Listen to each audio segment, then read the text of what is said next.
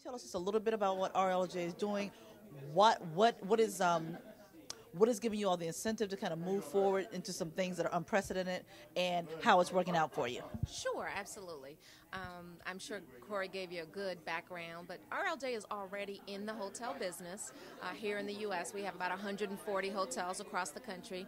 And what Mr. Johnson, who is our pioneer and visionary, decided to do was to really look outside of just the continental United States, to look at partnerships and basically growth areas. I mean, the short answer to what you are asking me is that Africa, the Caribbean, where we're also active, provide places of growth and really returns on capital that exceed what one may get in the U.S. in certain projects. And so what we wanted to do was find a place where we could be pioneers.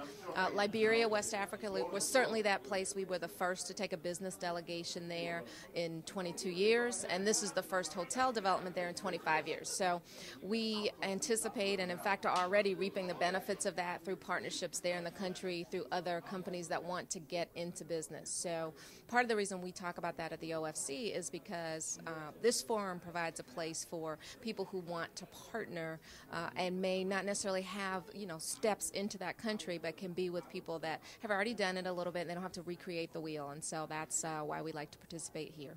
Okay, and from what I understand, so you're partnering with people to in the hotel industry, hospitality, which you're very, well versed. It also seems to me, and correct me if I'm wrong, that you're creating somewhat of an economic stimulus by being able to hire people from that country, wherever particular country you're setting up a business in, for them to have jobs and to support their families through the hospitality business. Is that something that is an okay assumption? Yeah, absolutely. There's two ways that we hire people in Liberia. One is through the construction of our projects. So we had about 300 people that worked on the hotel and the site and so forth.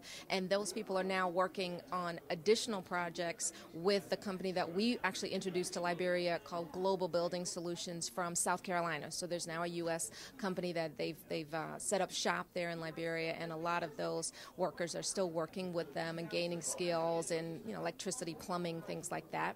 And then obviously we have hotel employees. We have between 150 and 160 employees full-time at the hotel. And in Liberia, the average number of people that a salary can support, particularly a salary that is U.S. based as RLJ Kindija is about 10 people. So for every 160 people, you're talking about 1,600 people, including obviously lots of children and so forth, that can be provided for, have food, have shelter, go to school, things like that. So, that makes us feel good by, doing good and also doing well economically at the same time.